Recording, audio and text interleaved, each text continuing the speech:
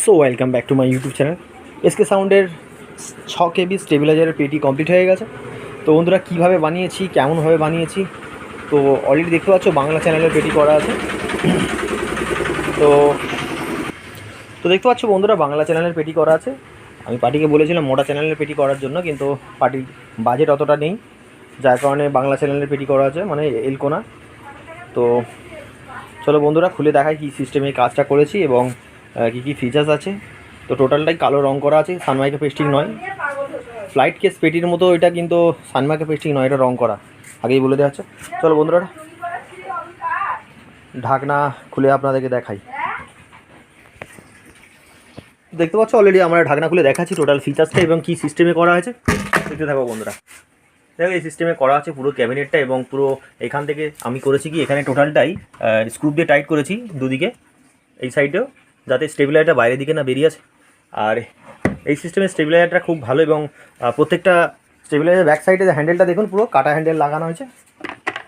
আর এদিকে দুটো দেখতে পাচ্ছেন স্ক্রু টাইট করা আছে, এটা ব্যাক সাইডে ফিক্স করা আছে। আর ফ্রন্ট সাইডটা যেটা আছে, এই দুটো স্ক্রু খুললেই মোটামুটি স্টেবিলাইজারটা বাইরের দিকে বেরিয়ে আসবে। এই সিস্টেমটা করা হয়েছে পার্টির রিকোয়ারমেন্ট অনুযায়ী। আর ব্যাক সাইডটা বন্ধুরা আপনাদেরকে দেখাই কী সিস্টেমে করেন, একা তো ভিডিও করতে খুব প্রবলেম হচ্ছে। ব্যাক সাইডটা একটু দেখাই, বন্ধুরা সঙ্গে থাকুন। দেখতে পাচ্ছ ব্যাক সাইডটা খুলছি, তো ম্যাগনেট দেওয়া আছে, দুই সাইডে ম্যাগনেট আছে এবং উপরে ম্যাগনেট দেওয়া রয়েছে দিকে।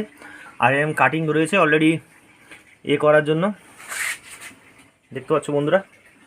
ঠিক আছে, এবার খুলে দেখাচ্ছি। এখন স্ক্রু টাইট করা হয়নি, যেহেতু ট্রান্সফারটা এই সিস্টেমে আছে, ওখানে ফ্যান লাগানো আছে, ওই জায়গাটা এই দুটো পজিশানকে কেটে দিয়েছি দুদিকে, যাতে ট্রান্সফারটা যখন ফ্যানটা লাগানো হবে, ট্রান্সফারটা হাওয়াটা যেন পরিপূর্ণভাবে ট্রান্সফারটা ঠান্ডা থাকে, সেই কারণে এই জিনিসটা করা হয়েছে।